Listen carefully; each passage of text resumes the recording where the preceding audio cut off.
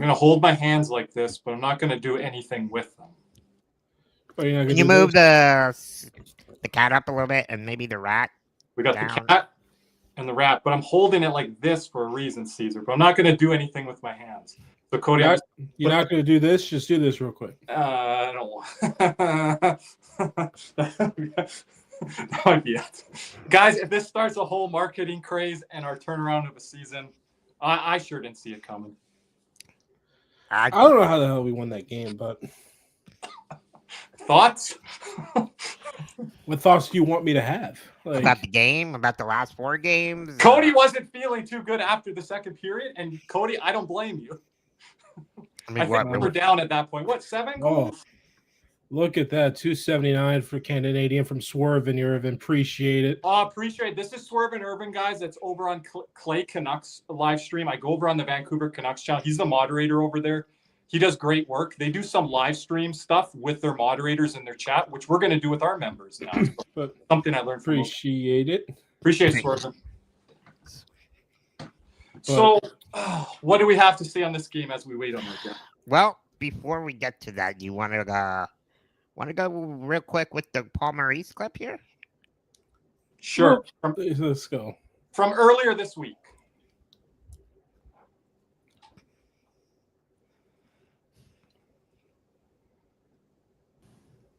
Oh, that's a good one. Between those two things. So if I was to explain to you the style of game that we would have played that you're used to seeing, I'm not sure we can play that style of hockey right now. But we can certainly strive to be consistent in a game that we can play. I know we're not going to spend as much time in the offensive zone as we would have with the other group. But we can spend more than we're doing right now, right? So a little bit more consistency in that department. And you also have to watch. You'd have to trust me and would say we're never casual here. So I'm a little bit lighter with my tone in the last week or so with you guys, and I'm a little more measured in what I say to the media after, because you got to be careful how hard you squeeze a team that's got a bunch of guys out, a bunch of new guys trying their butts off, right? I mean, so you're just careful with it. But we deal with our issues, the things that we don't like in our game. We sit in this room and we go through it pretty tight. At the same time, you got to come back to work the next day, and we got to win that game tomorrow night. So we've got to have that hope and excitement and enthusiasm that we need more from this group than we would have from the group last year, right? We need that energy. We have to find a way to get more of it. The schedule's a bit of a challenge, but that's the challenge. So you can find it you always find yourself in adversity. You can. Cody, Caesar, how about kicking the players in the ass that are on the defense that have been there and are top 4 players? The way the defense is playing, you can push certain guys here. I understand. How about BENNETT playing better these last 3 games? Yeah, but what about the defense? What about the defense? Yeah. And BENNETT, I don't know. I don't know if I'm going to say that. Just because he scores a goal, Caesar, doesn't mean I'm not saying about. I thought he's playing better on that line with him and Verhaeghe. I'm gonna say more. I'm gonna say more. Verhaeghe has been playing better the last 2 games, and again, Verhaeghe was out in the Toronto game. So again, this clip was earlier in the week. But again, I think this is a game where Paul Maurice said, again, he said this so many times this year, we're not going to be able to create offense and score. We've scored 7 goals against Columbus, 8 goals against Nashville. What was it? 8 against Vancouver. This team can put the puck in the back of the net. They have to play better defensively. Yeah, great point there by Merrick. Also, see Seth Jones' ice time tonight. I think it was around 29 minutes. That's a little troublesome, but I love that he's able to eat those minutes and not get worn down within a game and get tired. But that first pairing, guys, I'm concerned.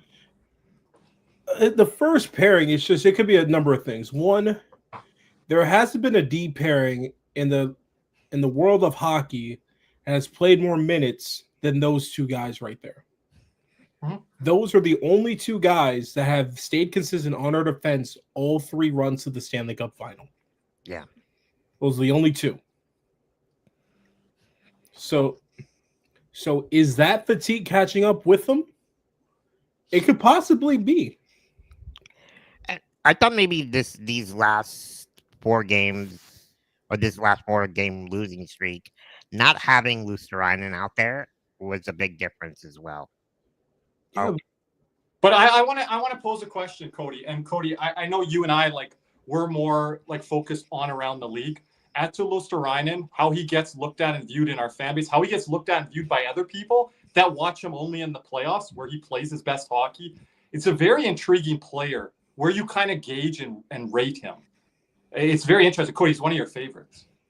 he is. It's like he's overrated by some, underrated by others. He's overrated by people that think he could be like a top 6 winger. Mm-hmm. And that he's going to make the X factor. But then he's a big difference. But then he's underrated by the people that think he's just a bottom 6 player. Yeah, and there's nothing that stands out with him with the PK, the hustle.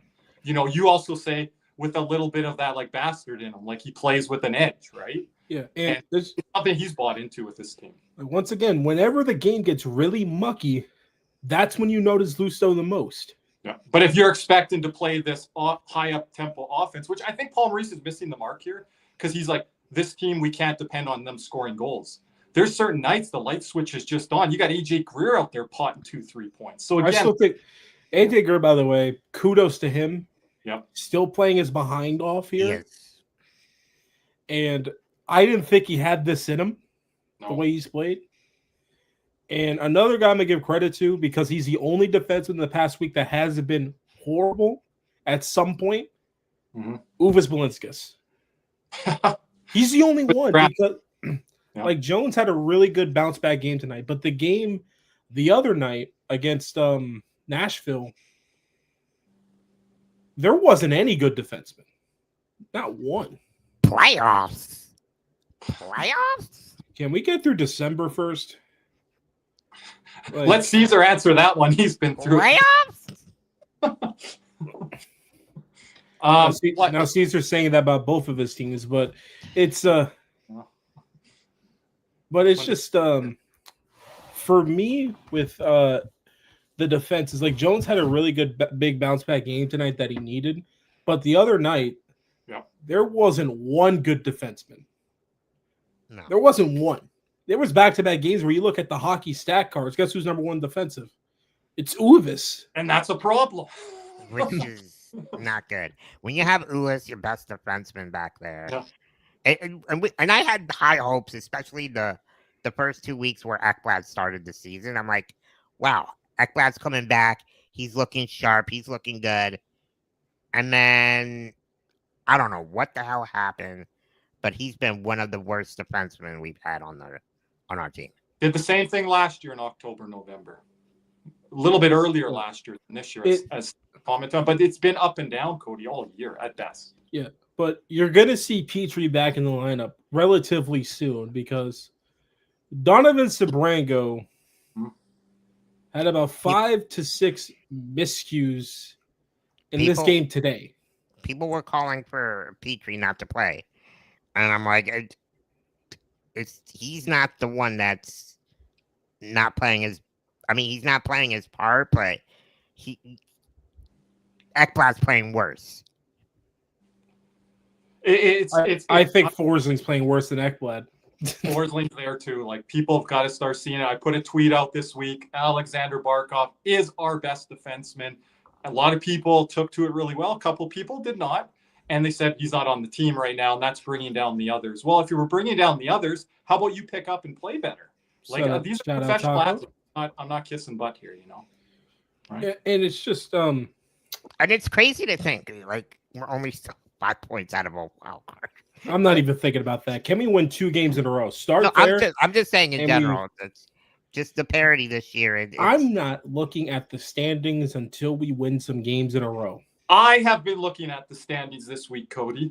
But again, you lose in tonight, Montreal, Toronto, 3-point game there. You got to be able to make ground up. You have games in hand on some teams. But again, now they're going to be going on the road here after what happens in the New York Islanders game. Be interesting next week how they kind of rally. You got to win those games. But here's the one thing about Florida. And we're going to be here live on YouTube. Here's the one thing about Florida that's very interesting. They have played better against playoff teams. like we've beaten Vegas twice already, or when? I think we already played them twice and we beat them both times. Yeah, the shutout home and we beat them in Vegas. We beat LA. We lost to Tampa by a goal. We beat Dallas. Like we're beating some relatively good teams right now. Yep. It's just go ahead. It's just the middle teams we can't beat for some reason. Yeah, it's just trying to find that consistency and things like that. Everyone in the chat, if you have any questions with us, the Panthers, we will talk about it here in the next couple of minutes. We do have a guest on deck. We do have some other topics we have to get to. And the other thing is, I know the power play went for 2 for 2, but I don't care. I'm still going to say it. Anton Liddell should still be PP1. Bennett should be on the second power play. I'm going to stand on that one. You mean 2 for 4? So. I don't care what it was. Like they scored twice. Okay, well, 50% to 100. Okay. It's been 0 lately, so it's better than whatever the hell we've had. I had one for I think our guy Diehard told me 1 for 20, 1 prior, somewhere around. But put Lundell back on PP1. Like Bennett is just. Bennett made a lot of reads today that weren't great on the power play, but other than that, Seth Jones was moving that puck around. Everyone was zipping the puck around. Guys were moving it around. It looked really good. And again, the PK is driving this team right now. It's driving this team for momentum. I'm going to say it pulled the game out tonight. Because when Lundell took that delay of game penalty, that could have been curtains. Columbus could have took a 2-goal lead. And then the Reinhardt hook in overtime. Yep. Where we had more chances than Columbus did. But anyway, boys, our guest has arrived. Oh, you.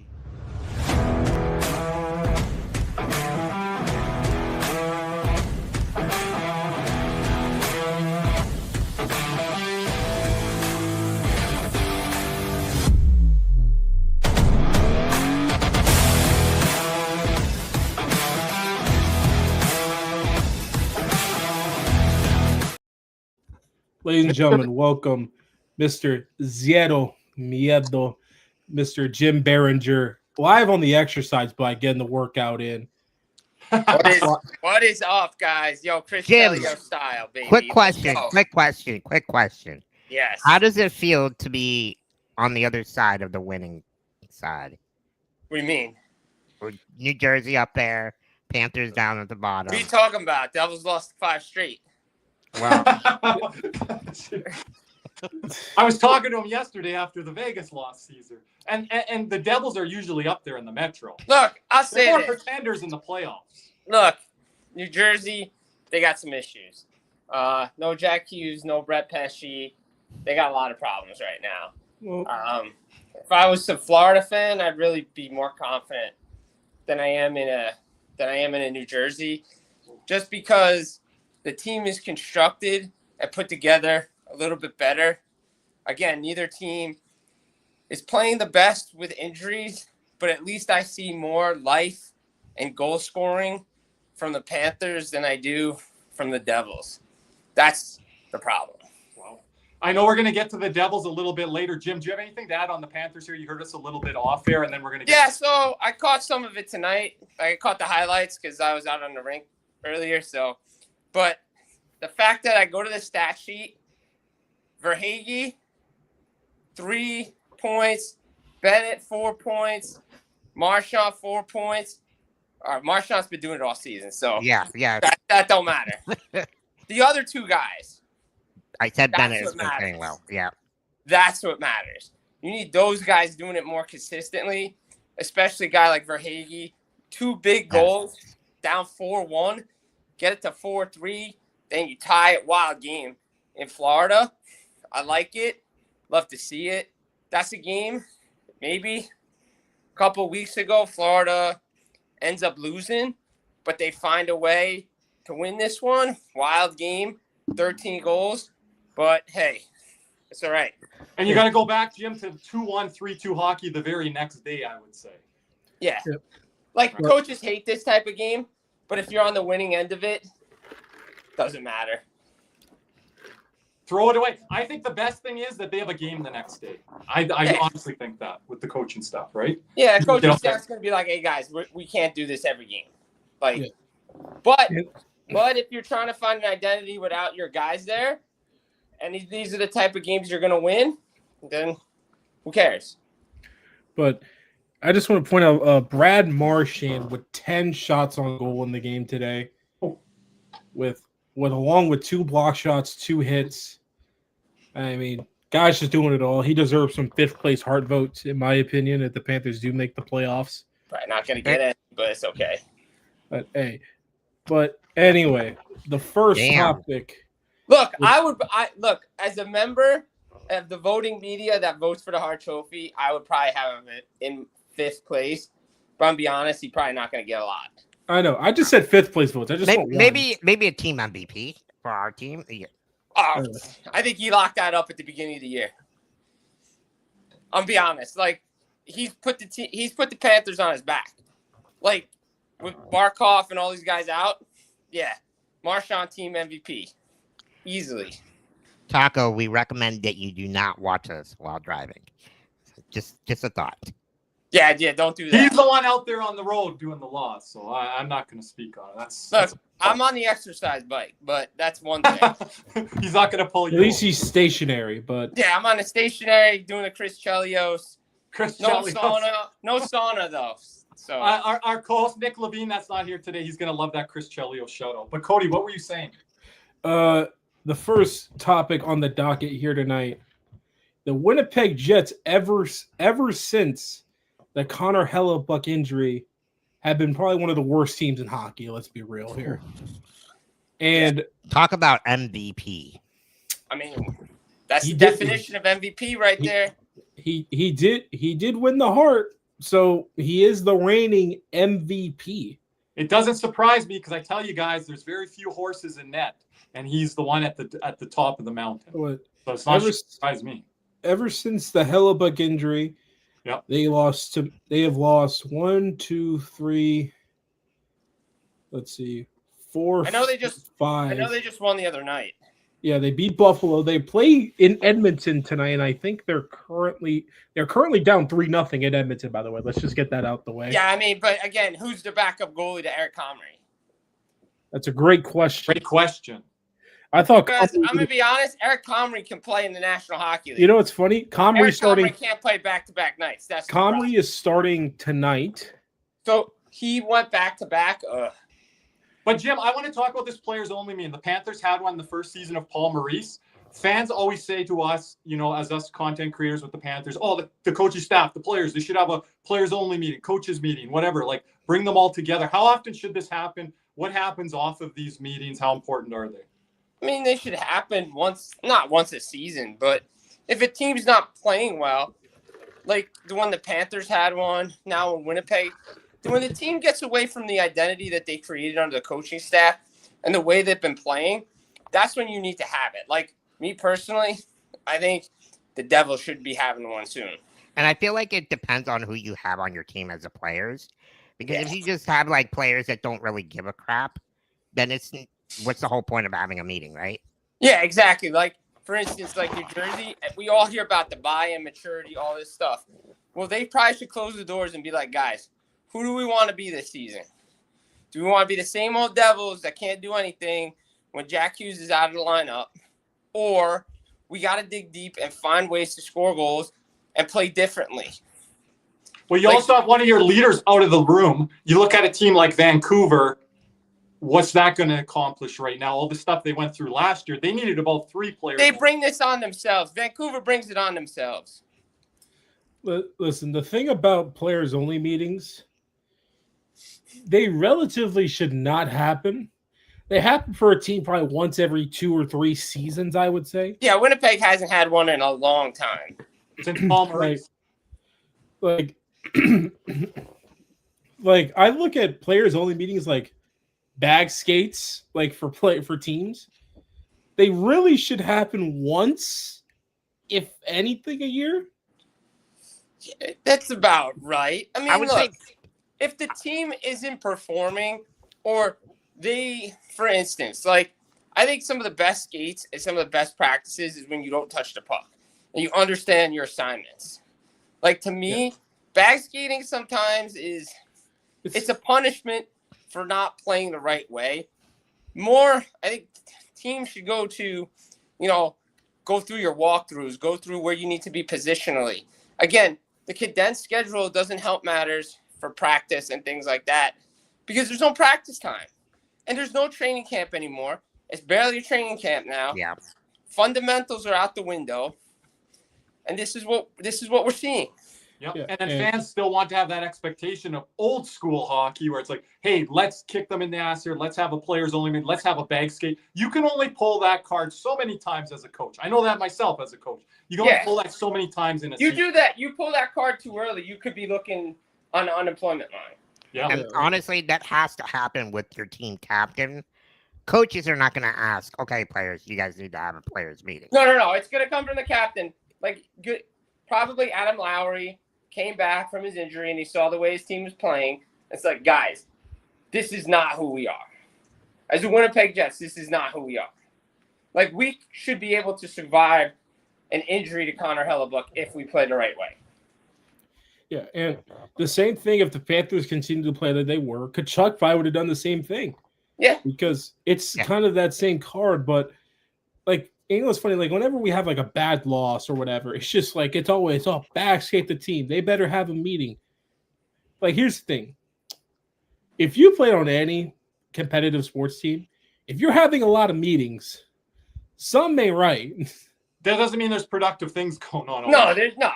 Like, No. the worst thing, like, the best thing for me as a player is, like, I like to be in the videotape room. Like, if we're in these meetings because I want to see what was done right and what was done wrong and where we can be positionally better. Like, that's the thing. Like, for me, that's what I want to be doing. And that's the only where, time you really want to have a team player meeting is if there's something internal in the locker room that's happening that you're not liking. Players going out maybe too late during the game days or things like that. Things that are happening that we're not seeing off of the ice, right? So I think it's a little bit over exaggerated on these player meetings. Personally, I wouldn't want to have one because then that just means that, your team is. Well, it means the Panthers aren't. Again, like, take the Panthers for instance, and the Jets. They're not playing the right way. Like, And I think our culture in the locker room is really tight knit. Yeah, exactly. Right now, I don't think the Panthers need that right now. Yeah, like first year under Maurice, they needed to because they were trying to establish. Matthew Tkachuk's first year, he's trying to establish the culture. They want to start getting the winning streak, the winning culture in the locker room. So I don't think Panthers will ever be doing that anytime soon. No. Because they've already done it before. But a team like Winnipeg that is trying to get to that level, it's a different story. Like New Jersey could have it. Tampa, not too sure. Tampa doesn't need it right now. They have too many guys that have been in that room for way too long for that to happen. Like New Jersey, I'm trying to think. Like Buffalo could have one. Montreal. Buffalo may have like 3 a year if they. Yeah, well, that's the problem with Buffalo. You shouldn't be having 3 a year. Like that's Buffalo. Like probably like if they probably had one during that 13 game skid last year, they probably would have got to 13 games. But it's just there's a lot of other problems in Buffalo right now too. Yeah. Ted, no, I still don't like the Winter Classic front logo. You'll never change my mind about that. Just saying that logo sucks. No. He's talking about the new one. What, the Winter Classic? Yeah. No, he's talking about the SoFlo one, the blue jersey that the Panthers released. I didn't even see that one. So SoFlo jersey looks hot, baby. SoFlo jersey. I haven't seen it yet. So it's solid. It's solid. Yeah. I mean, again, though we're on Winnipeg Jets again, it's all a money grab. It doesn't matter. Like, how many times are they actually going to wear that thing? But if it's like actually the one they should have gotten and for the Winter Classic instead of that freaking 1963 behind Panther. Whatever. Speaking of winter, gentlemen, how about we head here? The Olympic rink will be smaller. Yes. According to a Team Canada assistant head coach and former head coach of the Buffalo Sabres, Pete DeBoer, said that the rink at the Olympics will be, I think he said 3 feet smaller. Yeah. Which would be right around 83 feet. The NHL rink's at 86 feet. And the normal Olympic rink back in the day used to be 100 feet wide. So, look, you're talking about a 17-foot difference from the actual Olympic, because that's what I thought we were getting, normal Olympic. That's what rinks. I thought. Well, the problem is that, all right, so here's the thing. The IIHF has put in their rule book that all international rinks are going to be NHL rinks, barring dimensions. So all international tournaments are played on NHL-sized rinks now. Again, give or take a foot here or there, right? Most of them are NHL standard. Here's the issue. And again, it came out tonight. Shout out to Kirby for sending me some of this stuff. But this is the issue I've been bringing up. Safety. Can the rink withstand all these games? I talked to some people at the game yesterday. The condenser, the AC unit, the humidifier, none of it's been tested. And can it withstand 16,000 people being in there all day, every day throughout this tournament? And that's the issue. Like, the smaller rink is pretty much done, like the Site 2. But the main rink where the men's hockey is going to be played, for the most part, isn't finished. And there are a lot of concerns about it. And like I said on my show with Russ, I know I kind of like hit a hornet's nest with this thing, but there is a real possibility at some point the NHL says no.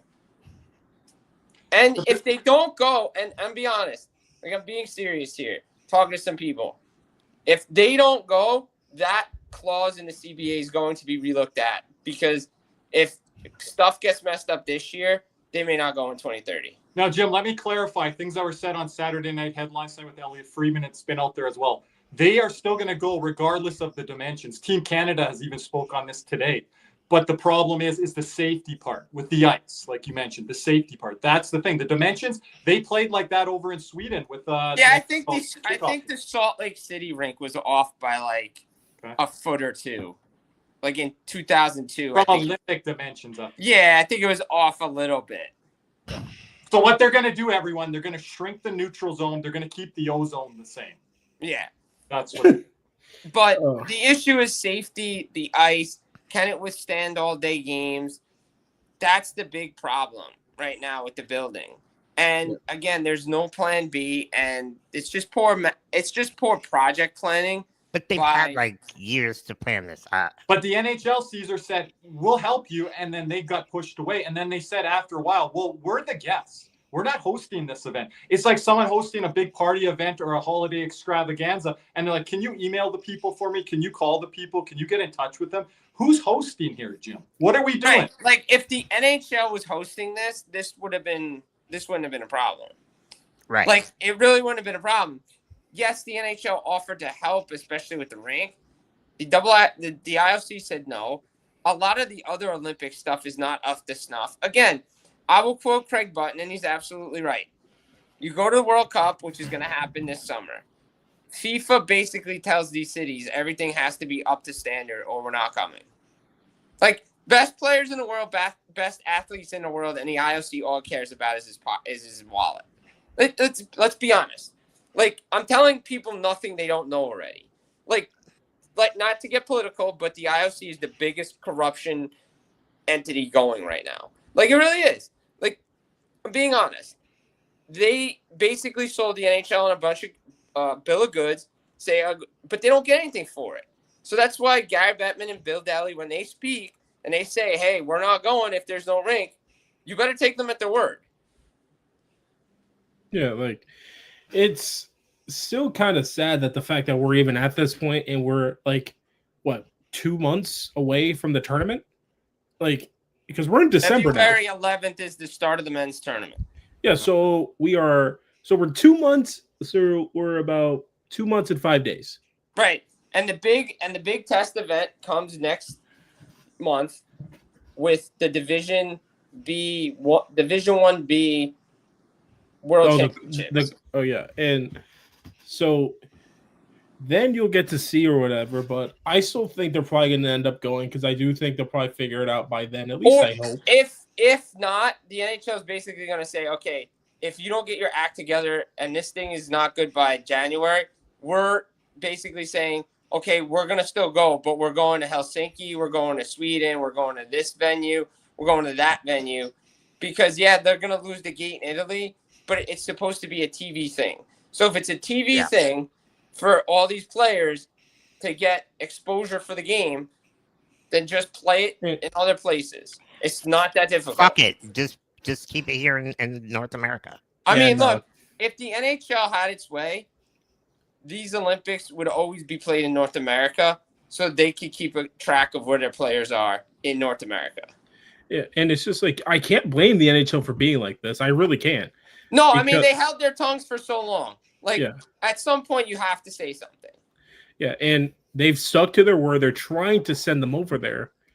But if the conditions aren't safe enough, I don't blame them for And the trying fact that the PA's also said something now about this, like Ron Hainsey said something about it, that if the conditions are not up to standard, we're not going. Like, the fact that the PA has said something about it now, and it's not just the NHL. Yeah, Hainsey. That means they've had discussions, real discussions about the possibility of not going. And these guys, they're not used to this non-5-star accommodation because a lot of these guys have not played in the Olympics. There's very few, if any. So it's going to be a different vibe and feel when they're there as well. And also the other big thing is, and why I want this to happen so bad for the Olympics is, I've said this before, but it's not only just for the NHL players to go and you see the true best on best.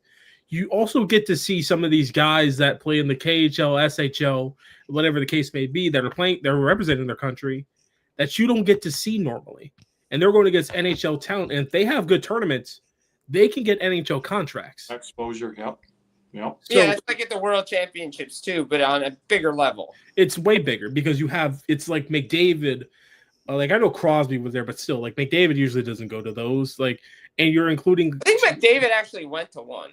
He probably went to one, but now I don't think he would go. No, now he won't go. Yeah, and then you also have like teams that we haven't seen at 4 nations, like Germany. Germany's a hell of a squad. Germany's a stacked squad. That's why, like, I'm actually looking forward to this World Cup of hockey because that to me is going to be the real best on best tournament. Like, I'm be honest. Like, everybody can talk about the Olympics all they want. The real best on best is when the NHL hosts the World Cup. Oh, well. Yep. That's a bit hot take. I mean, I'm not the only one that said it. Well, we'll see even if they do with Russia then too, Jim. Russia's not. If this thing still keeps going, like I said, don't want to get political. But if nothing is settled by then, they ain't coming. Well, then I put that at a level even close. Because speaking of Canadian, Russia has the best goaltending in the world. I mean, with Shesterkin, Sorokin, Vasilevsky, Bobrovsky. Yeah, who's not going? It's probably end up being. And Russia has won very little in international competition. Yeah, they haven't really done anything since. They haven't. I'm trying to tell my American counterparts this, Jim. They haven't done much. There's one big reason why, and I'll stand on that. All right, so the last gold medal they're not good enough down the middle, really. Well, yeah, because the last gold medal they won it was 2018, but there were no NHL players there. Yeah, like I could think of like defensemen. I could think of like a whole bunch of wingers. They used to not have defensemen or depth. They're a little bit better probably. And then, but centers they have none. Like, yeah, they don't have centers. They've always been driven by the wing though. That's the problem when they get into that tournament. The Kovalchuks, the Bures.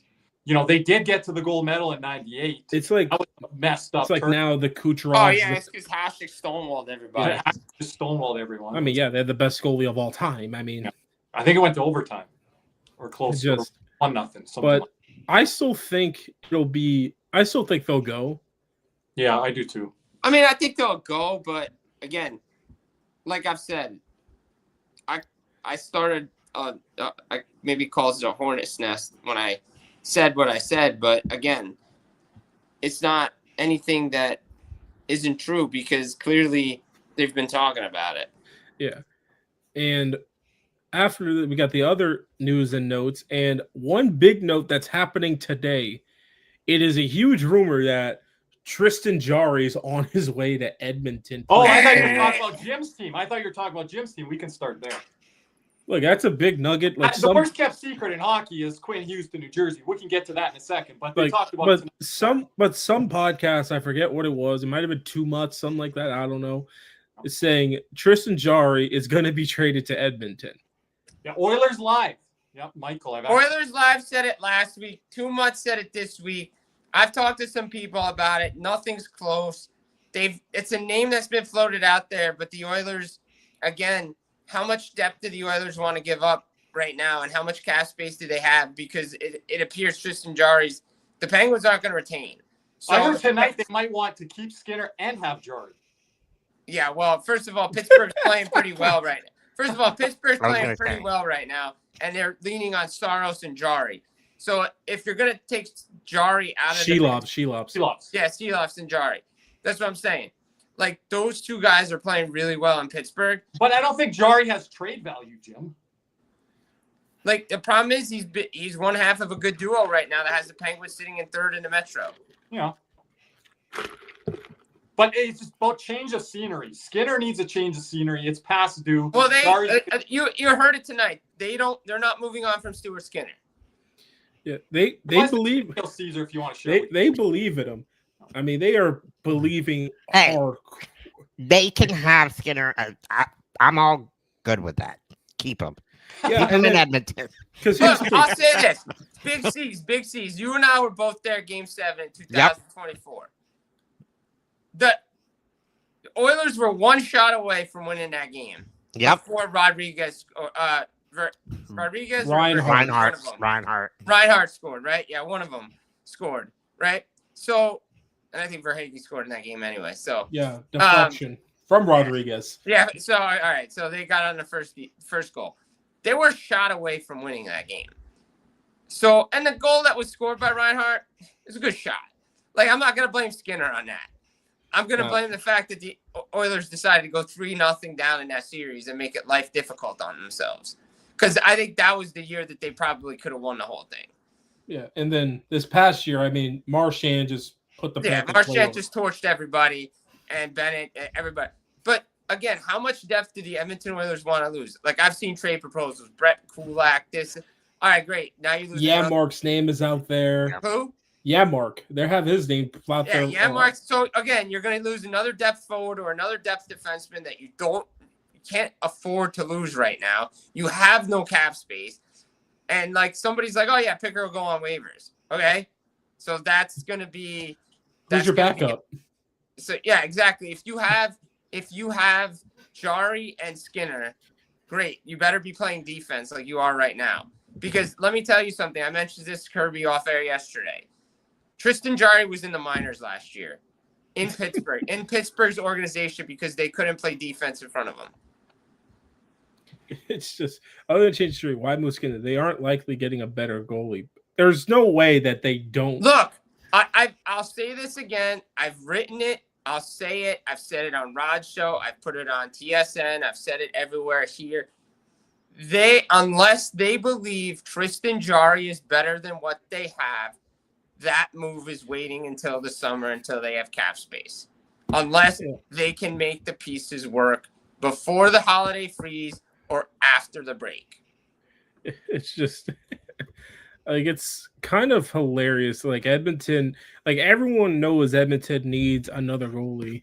Yeah, but look, Edmonton. So I got one for you. I don't know if it was mentioned on headlines or not tonight, but Toronto might need a goalie. Yep, I know that one for sure. Maybe they're the first team to strike in all this thing. Yeah, I mean, what happened now that Stolarz is out? Stolarz is out for a while. You paid him all that money, which right. Joe Wall's out for at least a week, if not more. And now Wall is out. So maybe they go get a goaltender. Yeah, I mean, yeah, but here's also the other thing. Like, I have both Toronto goalies on my fantasy team. Another IR stint for my boy. Still got players. That's a you problem, buddy. Yeah. I know. I have 6 guys on IR, including your boy Jack Hughes. So, I mean, look. Me personally, the Devils could be better off without him. To be honest. Yeah. Hey, but speaking of trade, this came out today, 4 hours ago, from Frank Saravalli. There is trade chatter picking up around Philip Deneau of the LA Kings. So he is going to be a popular trade target because the center market's pretty thin. That's a guy that was on my list for the Panthers. But guess what? We ain't getting him. I mean, again, the asking price for Deneau too, because again, how many people are going to pick up a guy that has 4 points, no goals, makes what, $5-ish million. Perfect night for Paul Maurice's system. Let me double check here. Perfect. Philip Deneau is currently at $5.5 million for the next 2 years. And let's see, does he have any trade? He has a modified no trade, a 10-team no trade clause. Yeah. So, and Florida's probably not on that What list. ties up with Florida is bringing Ekblad back, bringing Bennett back. You can't look at centers. You can't look at right-handed D. And that's where some weaknesses are on this roster right now. And it really ties things up. Right. And it also ties this up is what I've said to you, I know everybody. Yeah. When do the Florida Panthers, if they decide that Alexander Barkov is not coming back this season?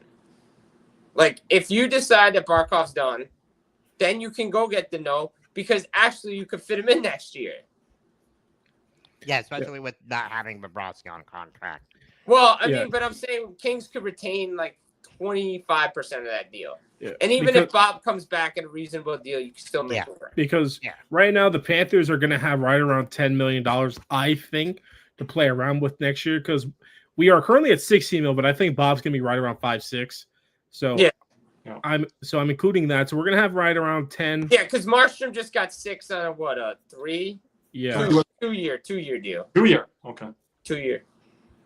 Well, gentlemen, I got to go, but it was great seeing with you guys. For dropping by tonight. Yep. Appreciate Big C's. I'll be at the game tomorrow, so let's go. There we go. Go, baby. Yeah. Thanks, C's. Cody, you're bearing a bit of the lead here tonight. Before we do let you go, Jim, I appreciate your time as always.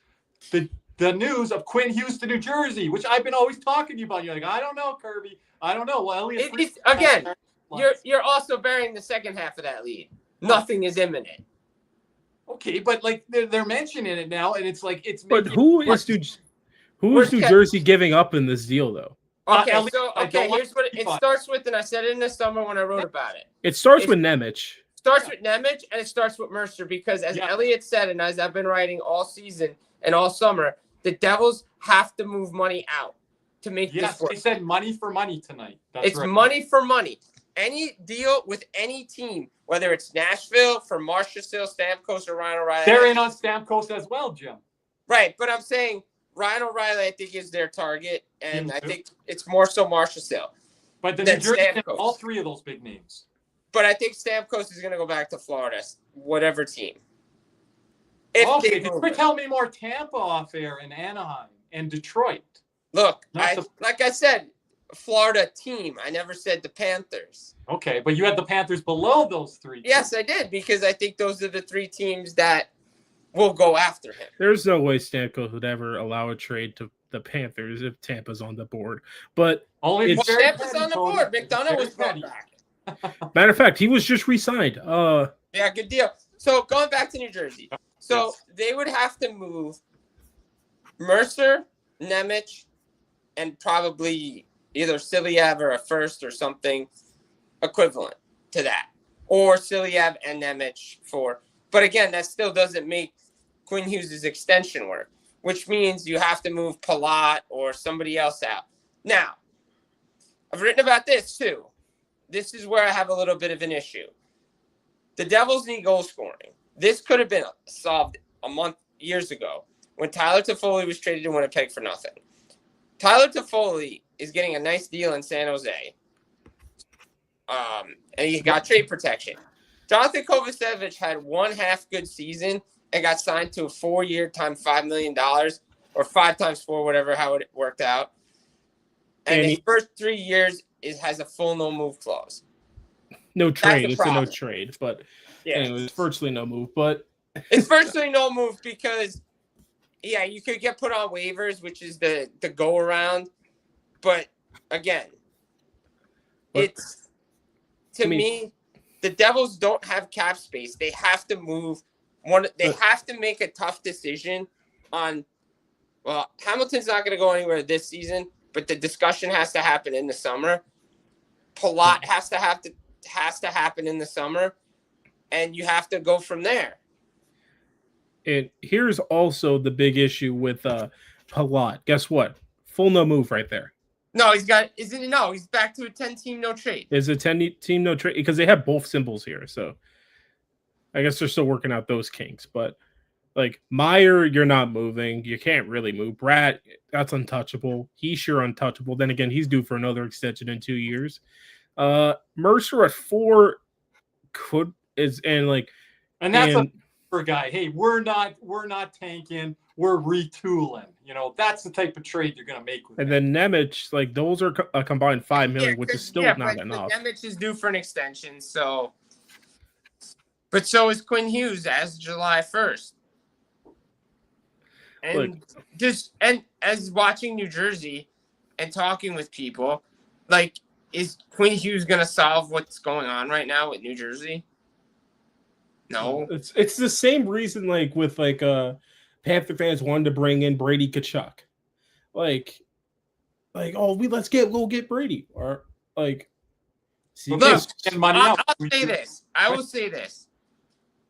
Do I think it can happen? Yes.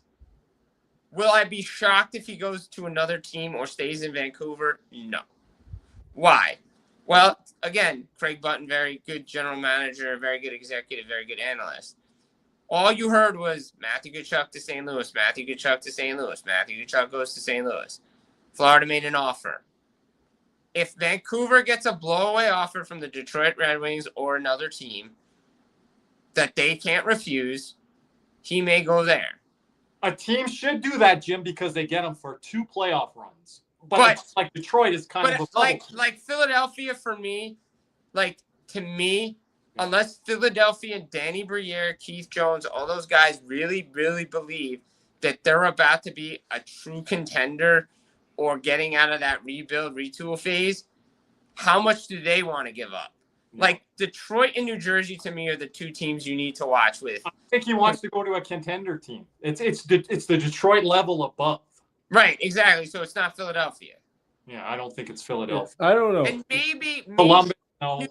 Now, here's the caveat, which I've been thinking about and I've been texting some people about. With Tom Dundon selling a lot of his shares, I believe majority of the team, if not the whole thing, does the new ownership come in there and want to spend the money that everybody thinks Carolina spends every year? The question is, does he want to go to Carolina? Right. It is in that contender realm. But it's in that contender realm.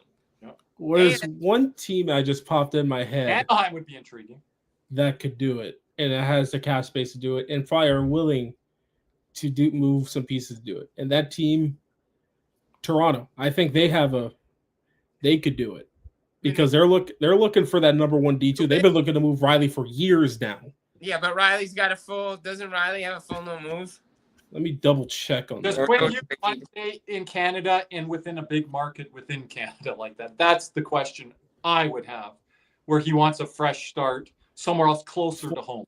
Yeah, he has a full no move, but granted, it's only 7.5, so it won't be that much relatively soon. I should say where he was in Florida, but where his family more is in the Northeast, right, Jim?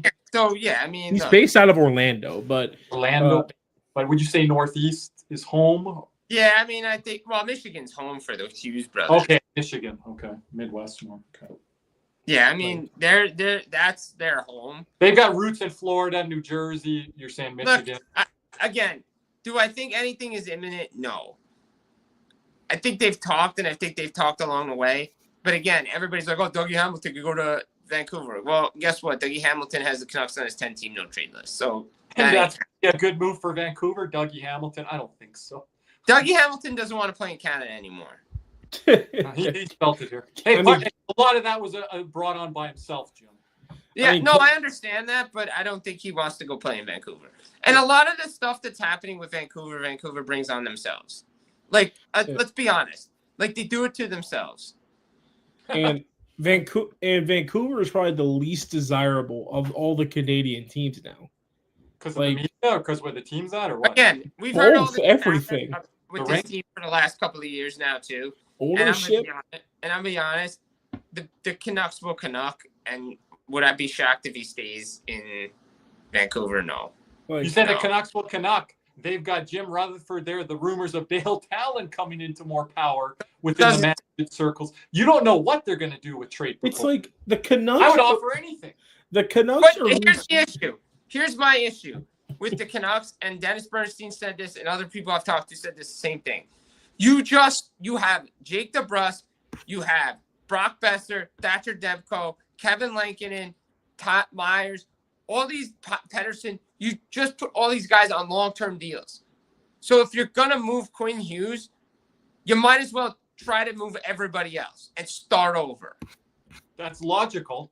Because look, everyone knows who's the guy they're trying to move Hronek, because Hronek has not been good since he put pen to paper on that extension 2 to 3 years ago.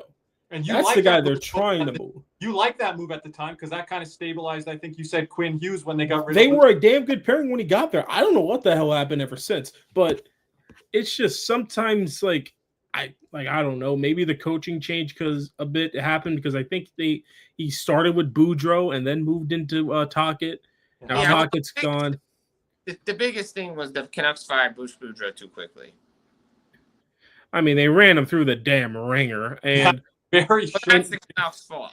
And here's the other thing, and I think the most idiot thing the Canucks did was re-sign Thatcher Demko.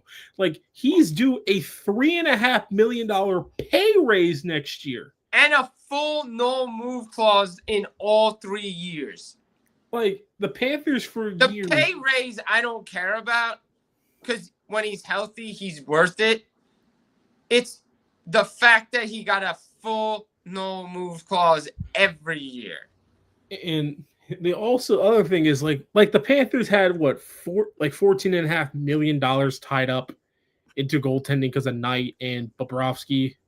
The Canucks are going to have 13.775 next year, and maybe Lankinen doesn't play in the playoffs. And the most important thing about reliability is availability, and they're paying Demko all this money, and he continues to. And he's not available. That's why I say Canucks will Canuck, because Besser was out the door. Thatcher Demko, no one thought an extension was coming. Pedersen extension happens. All this stuff, and here we are. Yep. And one playoff series win to show for it, which came against who was the goaltender of record. And it was against Nashville. They should have beat Edmonton, but Besser with the blood clot. Nashville should have beat Vancouver. That series was such a slog fest. It was let's think about this real quick. If Besser doesn't get the blood clots against Edmonton, the Canucks are going to the Western Conference. They beat Edmonton because Besser was on one that postseason. Dude. Reason why the Canucks got past the Predators. Yeah, because he had that late hat trick or whatever to tie the game up. It was kind of ridiculous. Game four changed the series. For Elias Lindholm waking up a little bit too far. Yeah. From his That's the guy they should have kept. I don't know why they let him go. He fit in so well there. Because they pay him and he was always going to Boston. Yeah, he was always going to Boston. Boston tried to get him at the trade deadline that year. No way. Oh, I'm sorry. I got Indiana, Ohio State, and they just missed. So what's the score? 13-10 Indiana, and Ohio State just missed a chip shot field goal to tie the game. Man, imagine if Indiana wins tonight. Look, that's my natty pick. That's my natty pick still. Win, lose, or draw, that's my natty pick. Doubt him. Never doubt Kirk Cignetti, baby. Look, best coach team in the country. There's a lot to prove. Look, look. I'll say this. I know this is a hockey show, but Ohio State's due for a loss. Yeah, they've skated by too long. But watching this whole thing now with Quinn Hughes, New Jersey has a bit of smoke, but I don't know if it happens. And truly, I don't know if it's even good for New Jersey. I'm gonna be honest. This is what I've been writing about and reporting, and I'll stand by it. And if I'm wrong, I'm wrong. I've been wrong before, and I don't mind. But there's no rush to get this done. Neither party's looking to get it done now. They're going to wait on the season. And Quinn Hughes said it. July 1st, you'll have my answer. New Jersey's name being out there, Jim, right now, tonight, that's telling me something. Major indicator on these names that is out there right now. Yeah, but the conversation could have been, okay, what's the package start? Oh, this guy and this guy, sorry, okay. But when it's released, you know this better than anyone, Jim, too. And the stuff that I've heard right now about the Panthers that I'm not going to let everyone know right now, this stuff starts getting talked about weeks prior. Then it comes out. Well, I think they're putting it's a feeler phone call. That's what it is. It's a feeler phone call about, okay, keep me in mind if and when you decide to do anything. It tells me that New Jersey can do it and other teams can't right now. When you have three names out there, Raul Riley, Stamkos, Quinn Hughes. Yeah, but again, the big thing with New Jersey is they have to figure out who they want to move out. And if the guys say no, Mercer. That's not enough. That's not enough to clear the cap space that they need. And you know damn good and well. Because okay, let's take the Predator stuff for a minute. Outside of Ryan O'Reilly, that could probably only need like 25% retained. The Nashville Predators don't want to retain 50% on either Marchand or Stamkos. If they don't even want to retain on any of them. Well, no team needs to go and help them and give them a handout either. They did that to themselves. Right. So, and O'Reilly's price has been the price that's been with New Jersey since last year. Yeah. You're going to have to pay whatever that price takes. Like, it's probably just a first. Everybody, and here's the thing. Everybody knows New Jersey needs stuff, and they're not going to help them out either. I get that. You have some leverage. You have some weaponry to move the other way. I think. Here's the other thing with New Jersey is there going to be a desperate move because Tom Fitzgerald is managing for his job? Let's call a spade a spade. He's been on the hot seat for the last 2 to 3 years. And 3 years is a stretch. I say a year and a half. You say that you know the Devils better than I do, so I'll take your word for it. Because again, ownership, right? Like, how really are involved if they've been with this? If they I do believe he's on the hot seat this year. I do believe that if they don't make the playoffs, they're looking for a new general manager, because this team should not be this poor with 2 guys out of the lineup. I still think first round exit, he's gone. Like, it's just. I mean, look, they need to. The expectations for this season was the playoff run, and it's right now. They don't. Again, they still don't have the horses. It's up for grabs in the East this year, though, Jim. Yeah, but again, you can't let him off the hook because of injuries. That means the team was poorly constructed not to handle injuries. That's on a general manager. Yeah, and it's just president. I'm sorry, he has both titles. And it's like Zito. Luckily for Zito, the 2 cups. Guess what? He ain't getting there's no heat on him. And relatively the injuries were, that was critical when he hired Paul Maurice too. Yeah, like the injuries the Panthers have had are like critical levels of just. I mean, Barkov and Tkachuk. And that's why I say with Toronto, don't do anything with Berube and this stuff. Everyone in our fan base, no one's facing where we are. Yeah, Toronto is. Austin Matthews, 2 goaltenders. Chris Tanev, who's the glue on the back end. Thank you very much. They're dealing with a lot. They're dealing with it. Players that aren't acclimating to the roster well. So every team's going through injury. Dallas has just lost Tyler Seguin for a while. Maybe the whole season. They don't think so, but they haven't put him on long-term LTIR yet. Vegas has dealt with it. Every team deals with injury. So that no longer can be an excuse for Vegas. Yeah. It can't. That means you constructed a team around one guy, and if that guy cannot stay healthy, and this is going to be the second time I've mentioned this, not on this show, I mentioned it on my Full Press NHL podcast last year. You put together a roster with small forwards. Yeah, teams that should see what other teams are doing at the top and kind of construct it that way. But then it comes kind of a bit of a copycat league as well. Jim, anything else on your way out? Appreciate your time here. We'll talk to everyone here in the chat after Jim goes, and we'll I mean, look, I think anything is imminent with anything? No. You have till the 23rd to make something happen in December. So many teams are still in it that unless there's a major drop-off in the next couple of weeks, I don't know if they're going to do anything, and I think the price tags are just so high for everybody right now. Yep. Well said, Jim. I know we'll have you back here, if not next week. the following week. I know we're getting close, approaching holidays as well, so some of our hours and things may change even on the After Dark side, but we'll do our best here. And Jim, where can everyone follow you? What do you got going this week? Yeah, follow me at Jim Berenger on Twitter. That's the spot. Put out a lot of things. Full Press Media on Substack. Check it out. Full Press Hockey on YouTube. You know where the digits are at. Hey, leave some fun comments. I always like to answer questions for anybody. Yeah. Oh, and by the way, I'd like to say that was right once again in regards to every person who thought that the Devils should have an easy victory against Boston tonight. Yeah, I know the Bruins. I was around the Bruins for 6 years along with the Devils. Doesn't matter what lineup Boston has. If Jeremy Swayman between the pipes, they're tough out. Jim, I thought you were going to mention the thing with the guy wearing blue and white for the Toronto Maple Leafs. I thought you were going to mention that player. That's what I thought you were going to you mean Matthew Nyes. There, yeah, that guy. There we go. That guy, the superstar, right? That's a Jim and Kirby W. Yeah. Superstar elite winger, right? Cody's not listening, but he hears us. Can I get my dub on Mountain Bow then? That's fine. I don't care. You take that. Yeah, I said they had Jacob Fowler in the wings. And Dobosh. He's like 3 years away. 3 years from 3 years being away, right? That's the old... I'm not rushing Fowler. Yeah, I know.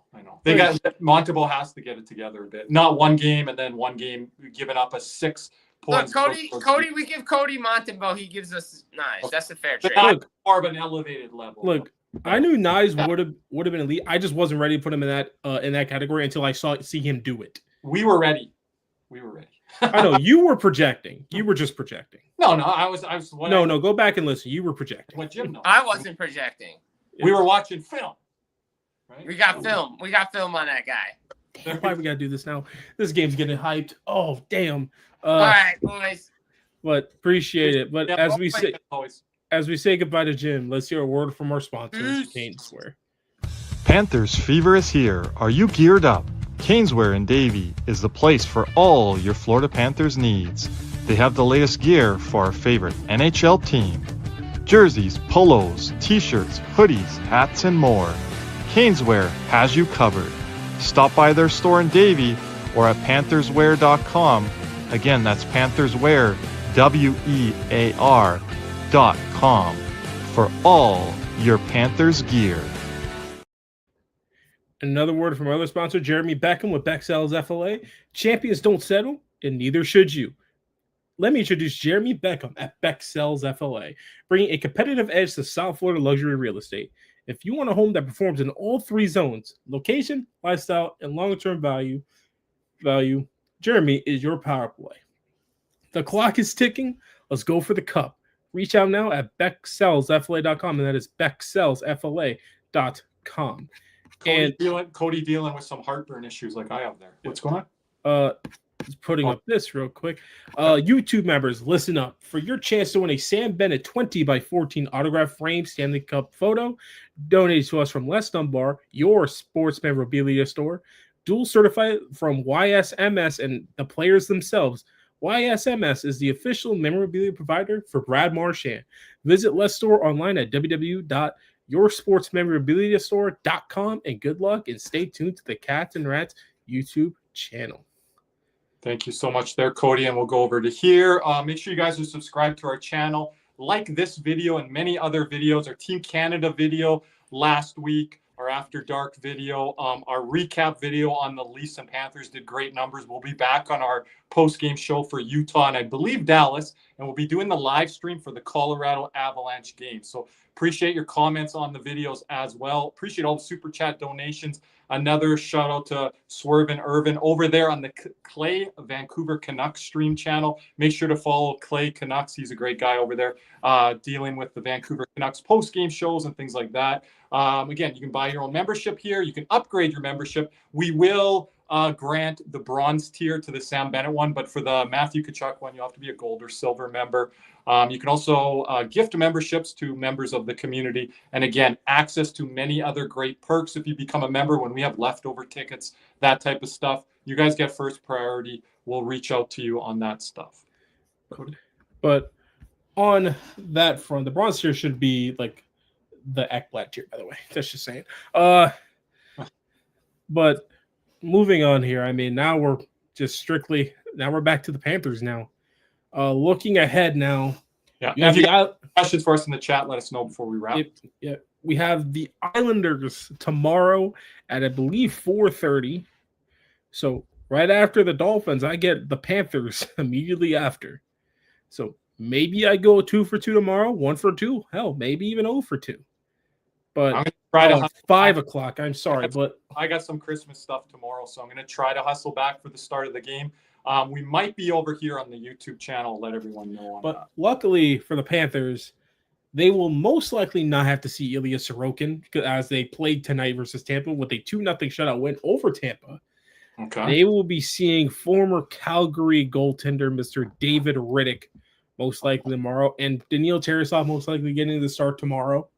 What do they call him? Big Save Dave or Big Game Dave? I can never remember. I don't know. Either or. None of those nicknames really stick just for a journeyman goaltender. But looking ahead here, it's just the Panthers will have a tough, and I mean tough 2-game road trip going on Wednesday against the Utah Mammoth and then on the road against the current best team in the NHL, the Colorado Avalanche. Nathan McKinnon, huge goal in overtime against the Rangers today. Yeah, that team, that's a wagon. And the way this first pair is playing, we better fix that real quick. We might need 10. That score, look, that score may look like a football score depending on the way it's going. Yeah. But I mean, once again on tonight, I can't really speak on tonight because that game just the hell you want me more to say. Like, I'm happy we won, yet disgusted by the game. David's going to be house on Wednesday. There we go, David. When you have 6 goals, and I'm really trying hard to find a goal that really Bob should have had, like, that's not good. Like, the only one I wish he kind of had a better shot at was the backhand one. Again, as a goalie, the backhand's one of the hardest things to save. And when your defense is getting turnstile like Forsling did, it kind of throws off your kind of like your equilibrium a bit. And like you said, you dropped down a bit. I liked how far Bob came out in the crease there. I like him dropping early. That's what I don't like about just goalies now. Because it's just, you just get beat just up top. And like the guys are too good nowadays. But that's a 5-star backhand too. That's Sidney Crosby level. Let's not go that far. No. It's right. 4.5 then.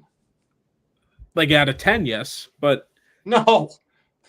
Crosby backhands are. That was not an elite backhand. That was an elite backhand, man. But that's not Crosby backhand. That was elite. Okay, you just missed a little ding and then the bar. No. Crosby backhands are top shelf and fast. Like that had zip on it. But besides that, I mean, just like going ahead this week, we're going to be paying close attention to the first pair because that's been the bigger issue. Tonight's game reminded me of the President's Trophy here. Man, that makes me nervous. Jose, I am with you. I did not love that season. Cody can attest to it. He was one of my co-host speakers that season. I didn't love that style of play, Cody. I didn't think it would catch up to us like it did. I was very blown away. Listen, we didn't think we would forget how to score a goal. I thought it would catch up to us in an Eastern Conference final or Stanley Cup final against Colorado I had that year. But yeah. Honestly, that style of game may actually kind of work better against Colorado than it did Tampa. But I don't think I think we would have all fell apart then. But we just didn't have the guns that year. Like that was Ryan got exposed by that point. Like that was Reinhardt's first playoff run. We still, Cody, would we have had Mason Marchman back by the Cup final that year? Oh no, I don't think he still would have helped. Yeah, see then we don't have a chance. If you think like if Barkov and Huberdeau weren't doing nothing, what makes you think? I don't know. That was the best third line in hockey that Like the one thing I'll push back on is that Claude Giroux did show up for us. Oh, good point here by David. By the way, if you guys saw the game-winning goal, or not the game-winning goal, I guess maybe the salt-away goal. Nate Schmidt does a single leg takedown MMA style. Stenlin goes the other way on a 2-on-1 or 3-on-1 and scores a goal. So that was nice. Former Panther at one end, former Panther at the other. Utah is starting to play better hockey, Cody. They were the worst team in the NHL, I believe, in November. Schmidt does get his ring. I forgot about that.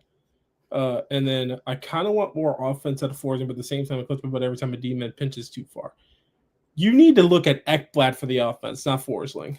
And that's a bit of the scary part. Everyone wants to see Forsling with more minutes. I don't think he can play 28 minutes a night like Seth Jones. Yeah, everyone says this guy's a gas tank. What's the problem right now? If it's fatigue, then that gas tank's on low. You guys can say accumulation of games played. Seth Jones right now is the guy pushing back there from the back, and it ain't Ekblad. And I don't know what Mikola's doing some nights. Like today, Cody, I was not happy with Mikola. You get like that a lot, but I thought he was all over the place. He was spastic. I didn't know what he was doing. I don't think he knew what he was doing. Spastic. That's the word I used on our post-game show. I was like, I don't know what this guy's doing tonight. And again, if Uvis is your 1A, 1B, number 2 best defenseman, we're in trouble here, everyone. We're in trouble, right? The first pairing's got to get it together. Forsling doesn't have a short year. He's got to go play in the Olympics. So we got to find our game here, in a hurry on the back end. I'm sorry. That's kind of hilarious. Like, Mikola's just like, you don't know what you're getting out of him. I don't. And I know our co-host Nick Levine that's on here today, he's looked at the guys that have signed contracts, and he's like, what are you bringing? Mikola falls into that camp. He hasn't played his best here this year. Granted, but anything else, Cody, before we wrap? But the whole decor needs to play like just start playing simple hockey first. I mean, yeah, don't be playing out of your realm. Today, Cody, they were playing like they were down 3 goals, not down 1. Taking chances. I mean, we were down 3 goals at one point, but yeah, okay, sorry. But even after that point, when we were down 1, I was kind of alluding to the third there. My apologies. Yeah. Still in the context. I don't think we need to play like our hair's on fire, like settle into the game. And they're having problems with that right now because when you don't have your leaders out there, I think that plays into it too, especially the man down the middle. Yeah, and it's just kind of I don't know. I don't even think it's worrisome because I don't think they're going to have any worse stretch this year once they get out of this one.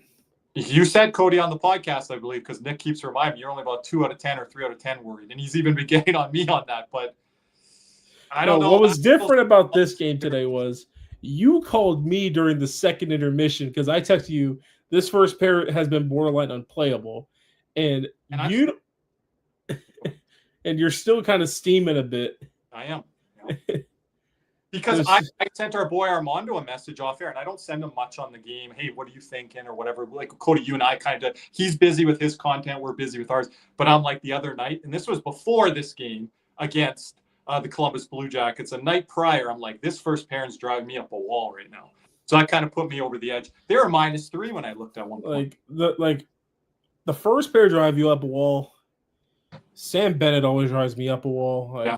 And he's been bothering me more lately than you. And I know our guy C says he's played better. And I know you see the point performance, but he was fighting the puck, here. He's fighting the puck in the Toronto game. So I know he's found his game a little bit. I'm more encouraged, and you're probably with me on this, with the Carter Verhaeghe revival, because that puck's on his stick, off his stick. People said from the rink, he's making a lot more quick, decisive decisions. Our boy David, hopefully we'll see that next week on the West Coast trip. We need that from Carter Verhaeghe. And when Verhaeghe and Bennett are out there on power play one time, we need that production. And today, 2 for 4. I think Seth Jones was the catalyst there. If you go back and watch those power plays, he was moving the puck, quick decisions, on and off guys' sticks. Marchand, one-timer. Everyone's like, where's the one-timer on this team right now? Cody, we saw the one-timer today on the power play 4 or 5 times, I think.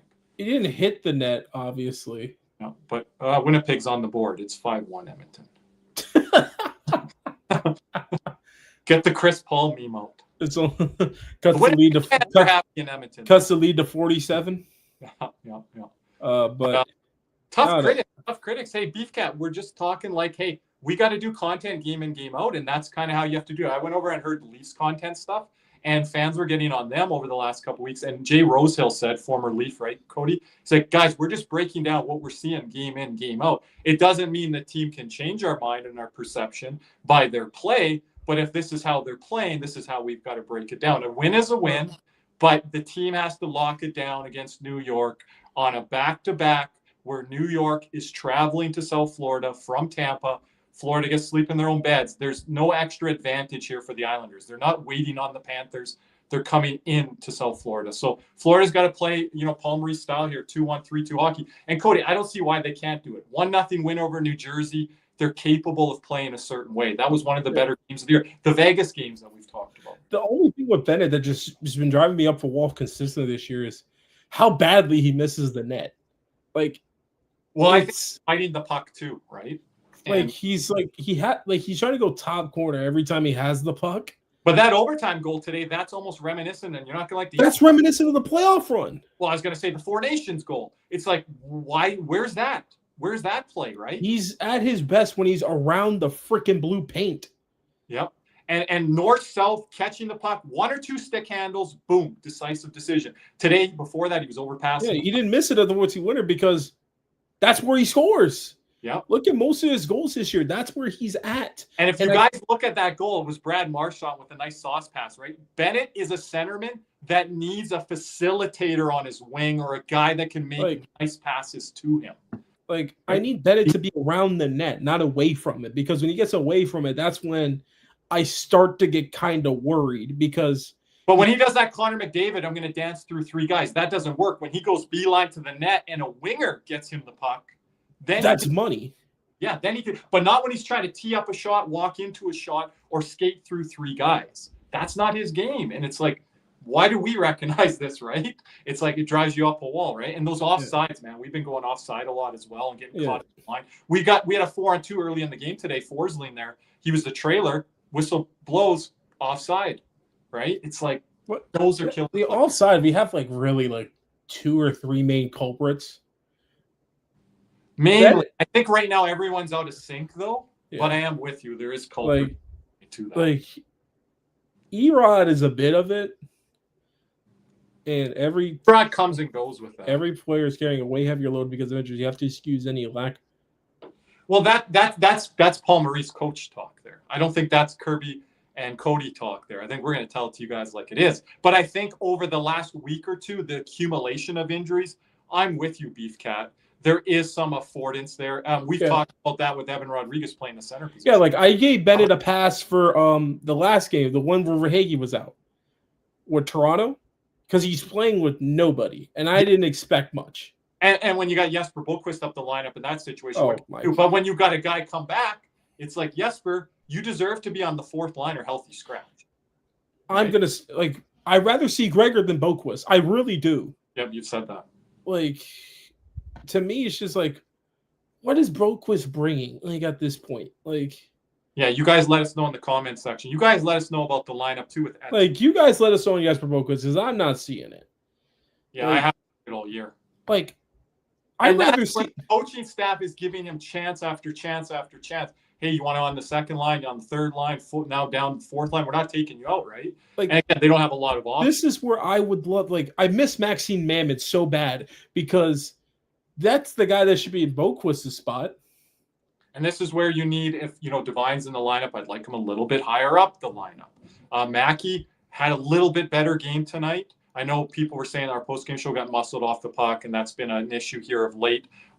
Again, just game in, game out, this NHL season, it's a grind, right? And he's still a young player trying to find his way. But again, we need guys to produce now. We can't just have 2-3 young guys. And he says Jesper and Mackey. At least Mackey created the Erod goal today. I see a little bit of positive feedback and play from Mackey's game today. I'm seeing Mackey at least try. Boquist the other night had no shot. I'm not going to go down that path that guys are not trying because of what the lineup is and things. Yeah, but I think that some guys are trying too much. Bennett and Mikkola, that's a problem. They're trying to force things too much. That's where I don't see Bennett trying to play his game. He's trying to play a President's Trophy style of game where we're back in that where he was picking corners or whatever. Yeah, and he's trying to do that down on a 3rd line when you should be simplifying your game. And Verhaeghe's kind of getting back where he's just all right, I'm just going to shoot this puck. I'm shooting it no matter what. And with Bennett, I just want him to be. I want Bennett to kind of take Kachuk's role a bit, be around the net, be a pest, be what? Why do people hate Sam Bennett? Because he's a pest when he's around the net. That's why I like Sam Bennett as a 4th and nice deep, occasional playmaking defense. He's mostly Casper. But here's the thing about Panthers' 4th line: Fourth line guys, you need to be physical on the puck, always checking, hitting something. That's been the characteristic of all of our fourth lines ever since we've started winning cuts. Because I'm not going to lie, the fourth line at 23, it was just Eric Stahl, and then that was about it. But yeah, there's more of a defined role when the team is healthy, that big and heavy style of Gadjevich and Greer and, whatever center they're going to run with here with Cunnin. Again, not a lot of word on Nosek. I really question his timeline. I know Nick. I don't know if he's coming back because here's the thing. He looked worse off than Barkov at the ring ceremony. So that's what Nick told us. Nick said that earlier in the season. So I'm just going off what Nick has told me, and it's kind of went to form of what Nick said on that. It's just like that's just the main thing. And Lusto first game back had some good moments, had one mistake on one of the goals or whatever. But it's his first game back after missing 8. Like he deserves at least a 2 to 3 game grace period here to kind of get back into form here. Because if it was 3 games, okay, maybe not as much, maybe 1 game, but 8 games, it's about 3 weeks. Just give him a second to kind of get back into it. But you see Lusto and Verhaeghe back in this lineup. It makes the lineup look a hell of a lot better than what it does. So it's just a matter of when Tkachuk comes back, I wonder what the lines are going to look like. Because that's probably going to knock Greer to the fourth line and knock Boquist out of the lineup, in my opinion. But because the fact that Studnicka got played over Gregor tells me something that they like the way Studnicka's been. I liked how he was in camp. He was my standout player in camp, and I think that's what they're going off of. And then things that they've probably seen in practice since he's got healthy. Again, he was injured and banged up a little bit earlier in the season down there in Charlotte. So, but no, that's fine. But anything, Cody? I guess we'll wrap there. Anything on the way out? I already said to everyone, tune in on the West trip here on the YouTube. Just an update. The Team USA Olympic show for the Cats and Rats will happen now on Friday instead of Tuesday. We had to move some things because some circumstances have happened, but we'll be here Friday for that coverage. And, and then the week after, look out for another new podcast coming out the week after. Yes, we're going to be doing our lineups, Cody, Canada and USA, myself, you, and Nick. So we're going to be building that. So start to build that in mind when you're doing the USA stream. But anyway, once again, shout out to Big C's who had to work. I had to drop out early. Shout out to our normal special guest, Jim Behringer, as always. Once again, shout out to our sponsors, Caneswear, and then at Bexell's Jeremy Beckham, and then also Les Dunbar from your sports memorabilia store. Don't forget memberships there at the bottom as well. If you're looking at that Sam Bennett, Matthew Tkachuk further down the line, some things and nice perks there. But anyway, thank you for joining us in here tonight. For Kirby and myself, once again, we say thank you. And as always, let's go Cats.